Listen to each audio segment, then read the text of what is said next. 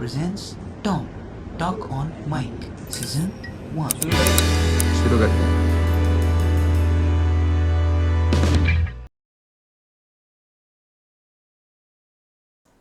तो आज हम लोग साइकोलॉजी के बारे में बात करने वाले हैं और उसी के लिए हमारे साथ है स्वरा, जो एक साइकोलॉजिस्ट है। तो स्वागत है आपका इस पॉडकास्ट शो पर जिसका नाम है टॉम यानी टॉक ऑन माइक। तो मैं आपको एक मीम दिखाना चाहता हूँ। हाँ, लेकिन उससे पहले मैं आपको बताना चाहता हूँ कि इस पॉडकास्ट के एंड में हम लोग एक गेम की तरह खेलेंगे, मिथ एंड फैक्ट। मैं आपको क्वेश्चन पूछूंगा, आपको सिर्फ बताना है कि वो मिथ है या फैक्ट है। ठीक। तो आपको मैं एक मीम दिखाता हूँ और फिर हम शुरू करेंगे।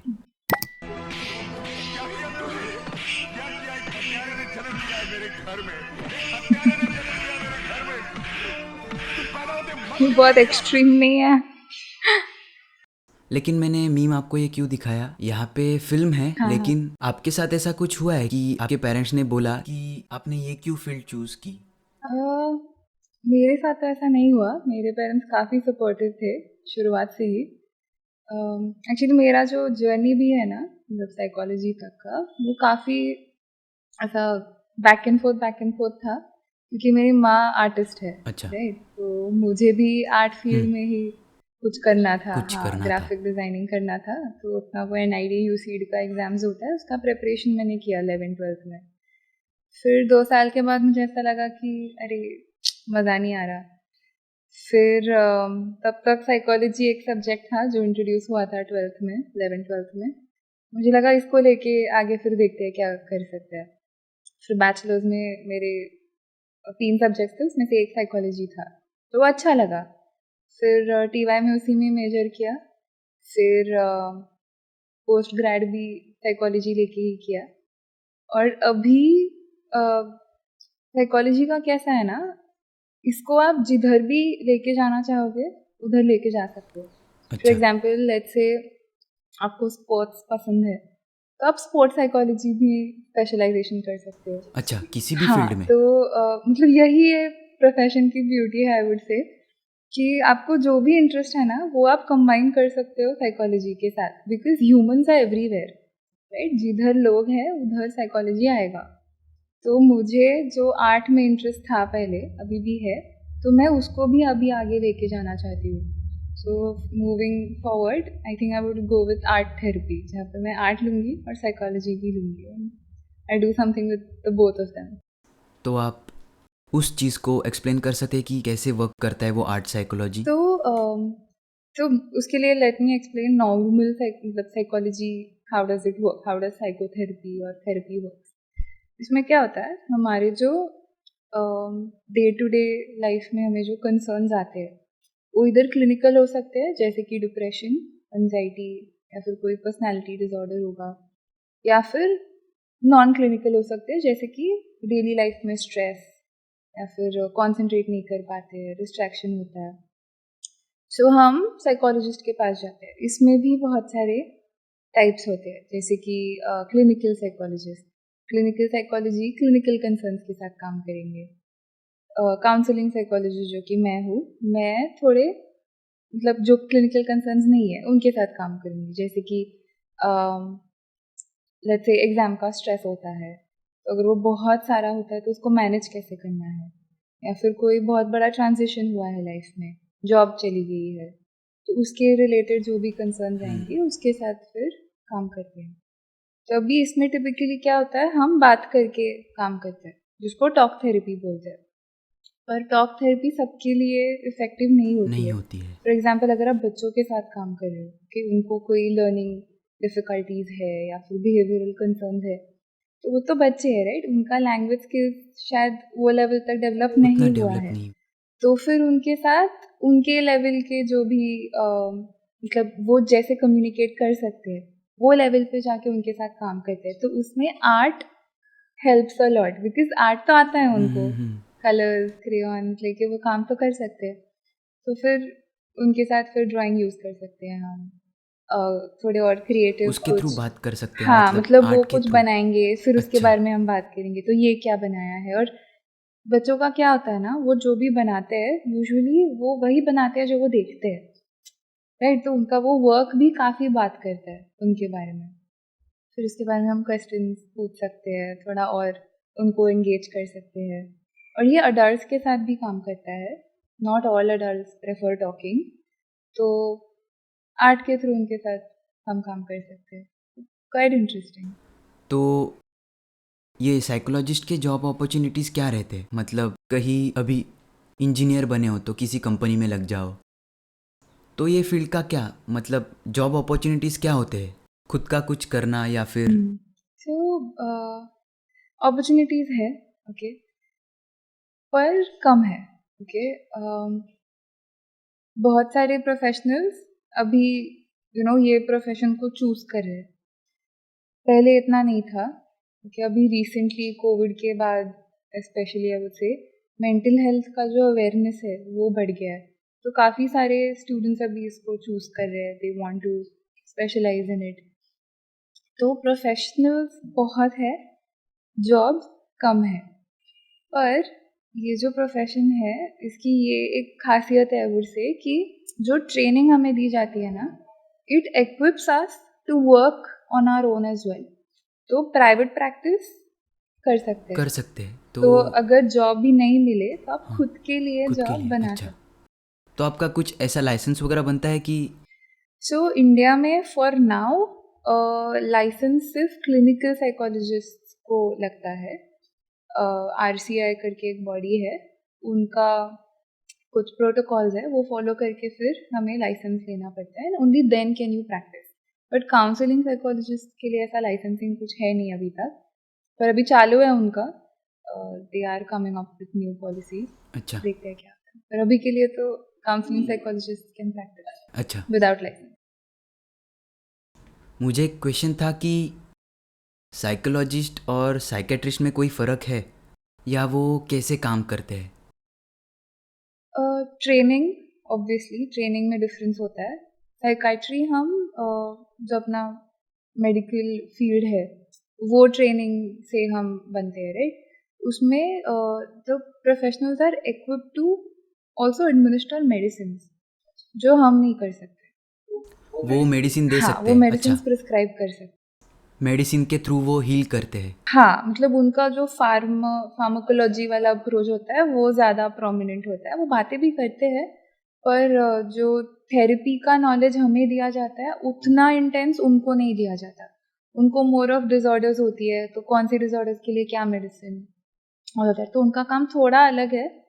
और obviously even they go on and specialise and वो भी काम करते हैं। उनके भी ऐसी अलग अलग फील्ड, मतलब आपने जैसे बोला कि ये क्लिनिकल है या हाँ, ये, लाइक क्लिनिकल साइकोलॉजी होता है, काउंसलिंग होता है।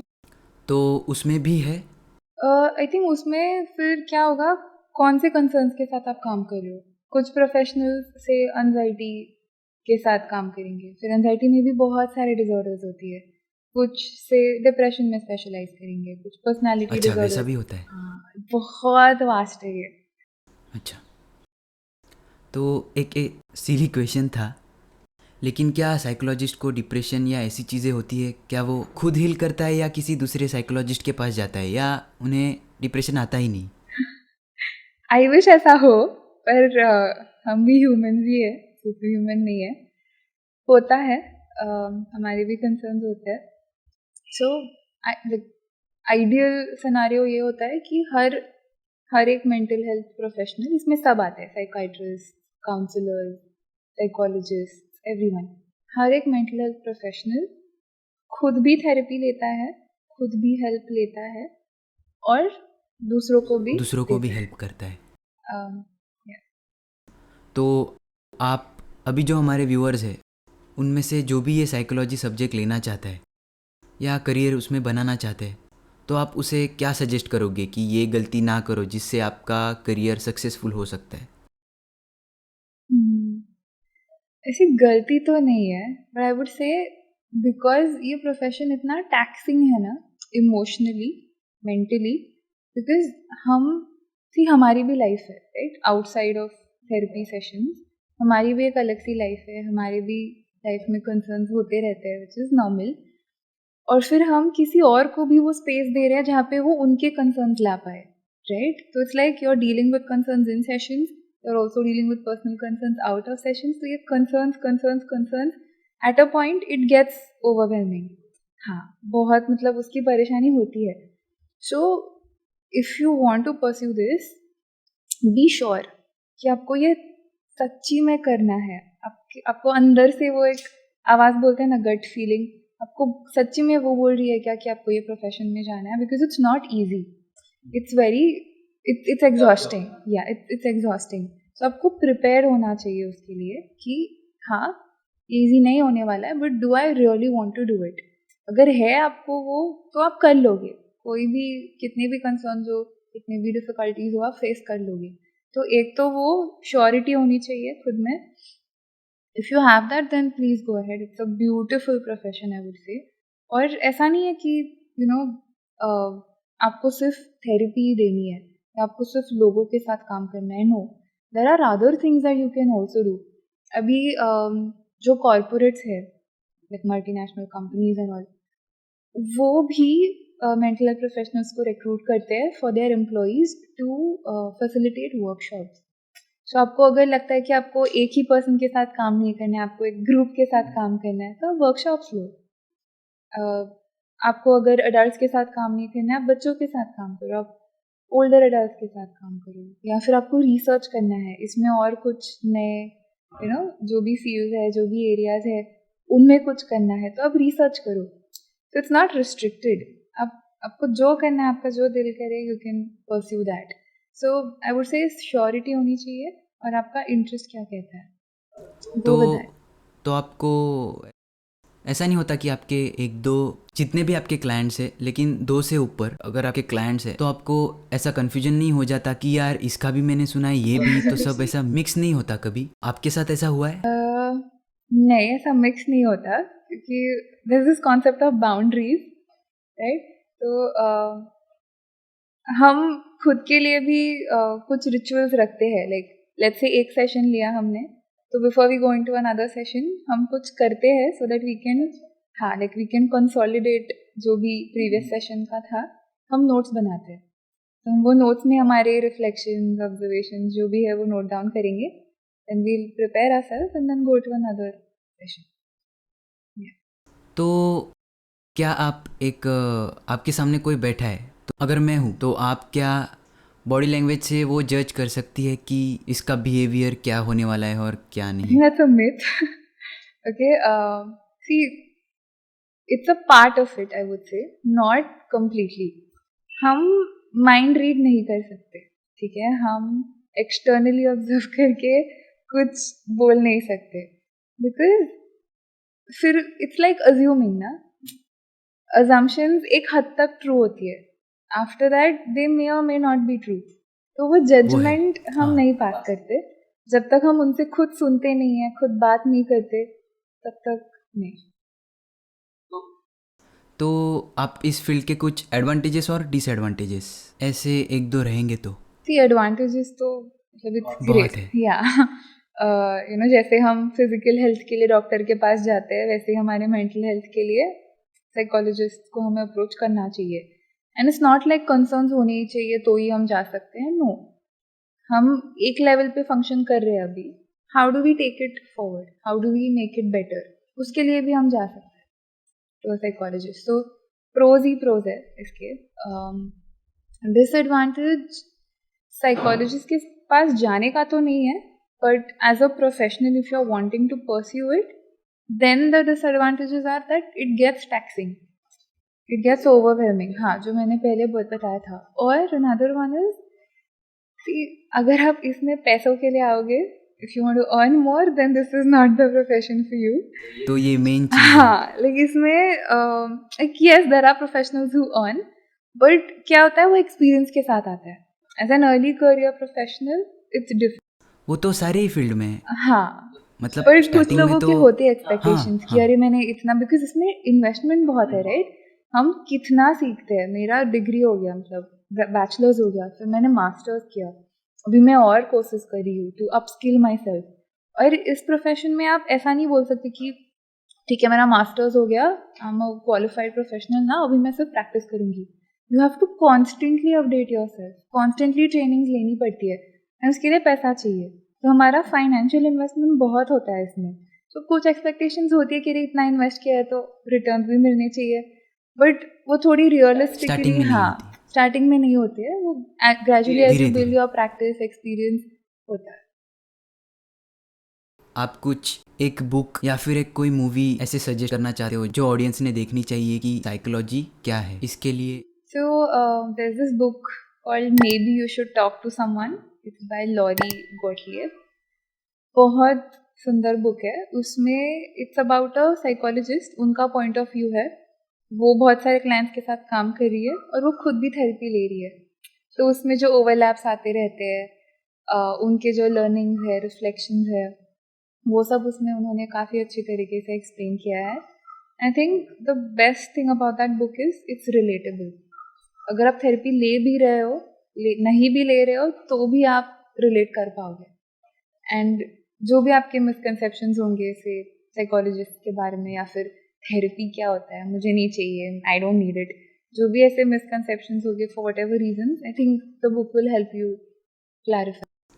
तो क्या घर में पेट रखने से मतलब वही डॉग या फिर कैट जो भी कुछ है उससे स्ट्रेस या फिर जो भी आपका टेंशन है वो कम होता है? आप श्योर, सजेस्ट करोगे रखने के श्योर। लिए? क्या आपके पास है? हाँ हाँ है। उसका नाम डाइस है, इज 5 years old। मेरा वॉलपेपर भी उसी का है। हमारा जो मेंटल हेल्थ होता है, हम उसको बहुत सारे चीज़ों से बेटर कर सकते हैं। कि therapy is definitely like one crucial way, but apart from that physical health के लिए हम एक्सरसाइज करते हैं, योग करते हैं, उसमें भी बहुत फ़ायदा होता है। फूड हम क्या खाते हैं, दैट ऑल्सो हेल्प्स। नींद, कितना नींद लेते हैं, अगर हम कम नींद लेंगे तो we will be a mess. वैसे ही पेट्स ऑल्सो हेल्प, बिकॉज वो इतने सेल्फलेस होते हैं ना। ह्यूमंस में वो होता है कि मतलब ग्रीड या फिर सेल्फिशनेस, या ये जो भी हम वर्च्यूज बोलते हैं वो होती है, फिर पेट्स में नहीं होता है। वो सिर्फ प्यार देना जानते हैं। सो फॉर मी पर्सनली, मेरा जो डॉग है, मैं जब भी लो फील करती हूँ, मैं उसको जाके हक करती हूँ, और वो कुछ नहीं करता, वो सिर्फ ऐसे ही खड़ा रहता है या फिर बैठता है, and it helps, it just helps, like बिना बोले भी वो मुझ में कुछ हील करके जाता है। क्या So, उन्हें समझ में आता है कि आज ये मेरा जो मालिक है या जो भी कुछ है कि ये आज समझ सैड में है आता या है। Yes definitely. I remember this one time, मैं बहुत अपसेट थी, मैं रो रही थी, और मेरा मतलब डाइस फिर आ गया रूम में और वो मेरे बाजू में लेट गया। उसका सर मेरे हाथ पे था, ही वाज जस्ट देयर, तब तक मैं शांत नहीं हो रही थी। एंड एक्चुअली ना, ये जो लाइक एनिमल्स के साथ भी एक थेरेपी का लाइक फील्ड है, कॉल्ड अच्छा। Animal assisted therapy. उसमें दे यूज एनिमल्स टू हील। हाँ, मैंने एक वीडियो देखा है उसमें लोग योगा भी कर रहे हैं और एनिमल्स के साथ डॉग्स के साथ हाँ, कुछ था अभी वो याद उसका नहीं है ठीक यस, से। It has a very healing effect. Even I don't know if you heard कि जब जो विजुअली इम्पेयर्ड वगैरह होते हैं, उनके लिए डॉग्स रहते हैं असिस्टेंस के लिए। आई थिंक मूवीज में वगैरह देखा रहेगा। हाँ, सिमिलरली जो लोगों को क्लिनिकल लेवल पे एंजाइटी होती है, उनके लिए भी ये जो डॉग्स होते हैं, उनको ट्रेनिंग दी जाती है कि वो डिटेक्ट कर पाए कि अरे इनको अभी पैनिक अटैक आने वाला है। तो वो डॉग्स उनको काम करते हैं, उनको सिग्नल्स देते हैं कि अरे आपको आने वाला है, आप मेडिसिन ले लो, या फिर you sit in a comfortable place, be prepared for it.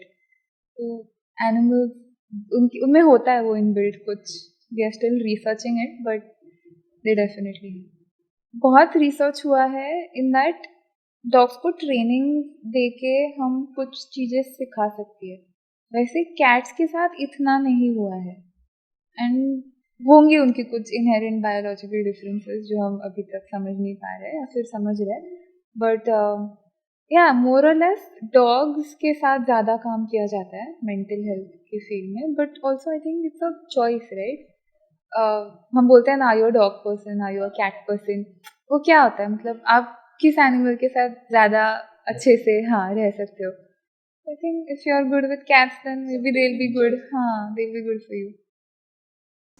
तो एक ये क्वेश्चन था, मतलब मुझे फिल्म्स देखना बहुत पसंद है, तो ज़्यादा करके ऐसा थ्रिलर या ऐसा कुछ फिल्म, ज़्यादा करके ऐसे साइको थ्रिलर जो रहते हैं, तो उन साइको जो रहते हैं वो तो फिल्म है, लेकिन रियल में जो रहे होंगे तो उनका क्या कैसे माइंड चलता है कि ये गलत नहीं कर रहा हूँ मैं, ये सही कर रहा हूँ। ये क्यों? क्योंकि क्या उनकी बैक स्टोरी रहती है इसलिए वो साइको हो जाते हैं, या क्या रहता है?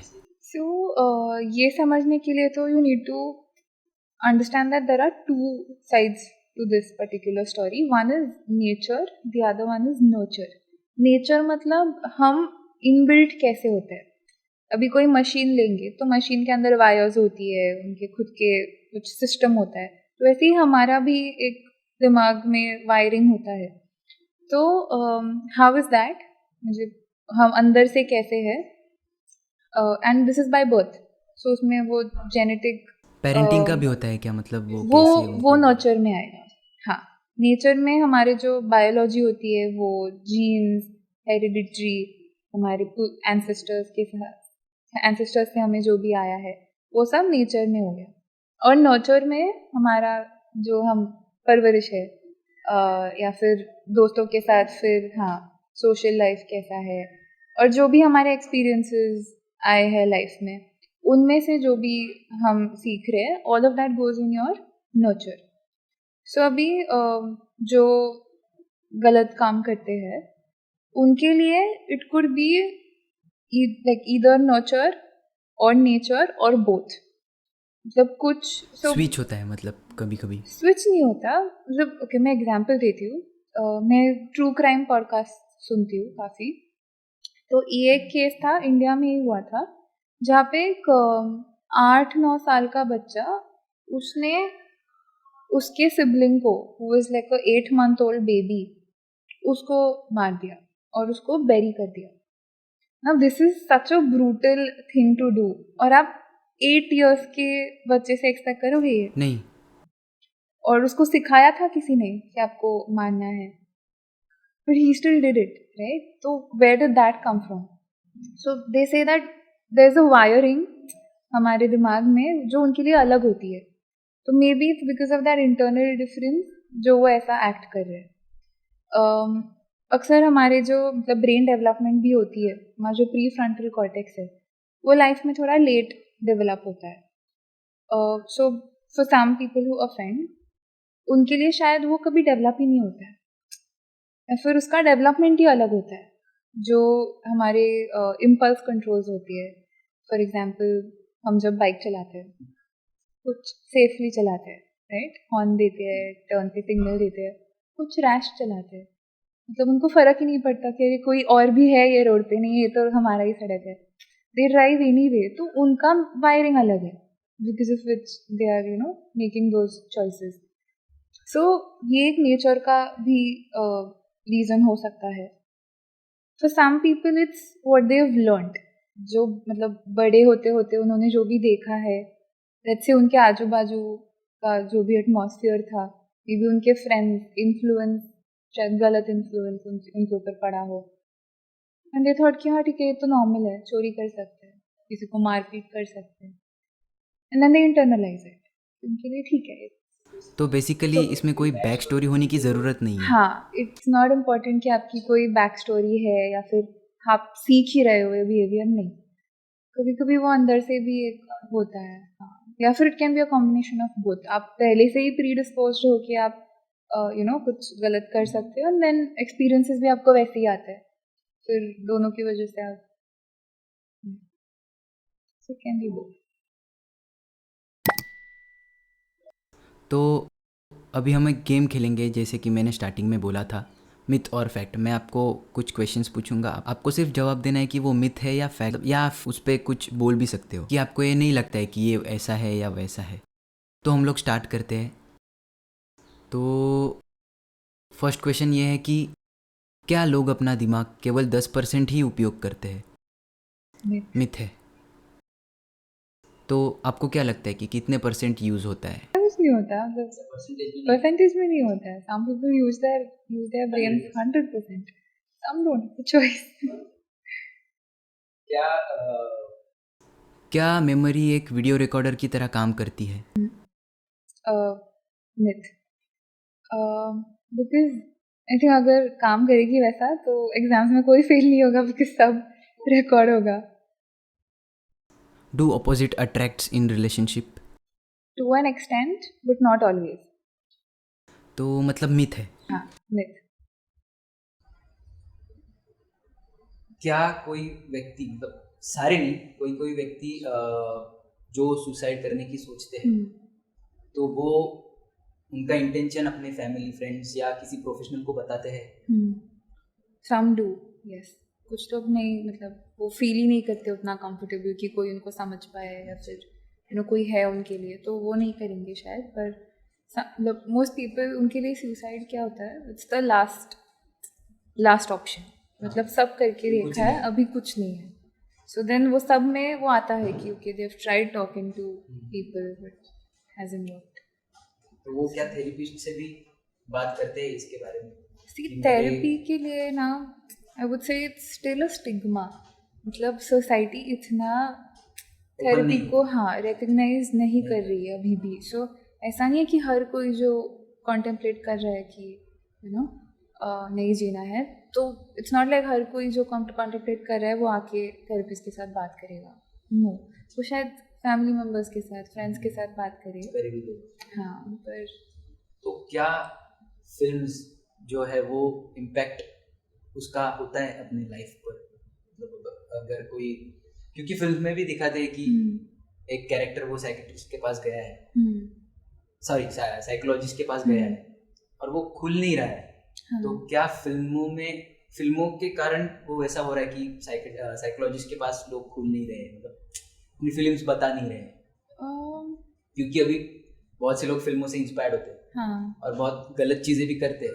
तो अगर फिल्मों में ऐसा दिखाया जाए कि सब लोग ओपन हो रहे हैं साइकोलॉजिस्ट के पास, तो क्या वैसा चेंज हो सकता है? For sure.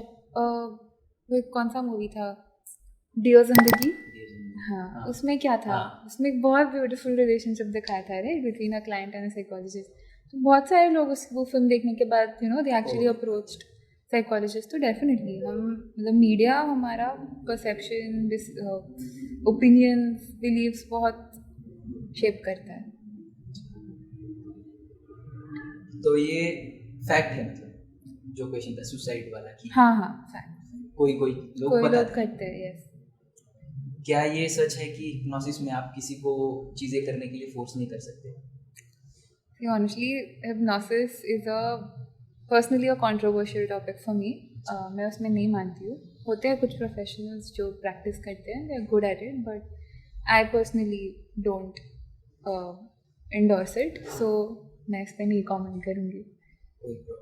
ये जो थेरेपी जो लेते हैं तो क्या मतलब डिप्रेस पेशेंट्स रहते हैं वही ले सकते हैं या कोई भी ले सकते हैं अपने पर्सनल ग्रोथ के लिए, अपने पर्सनल ग्रोथ के लिए या किसी और चीज़ों के लिए?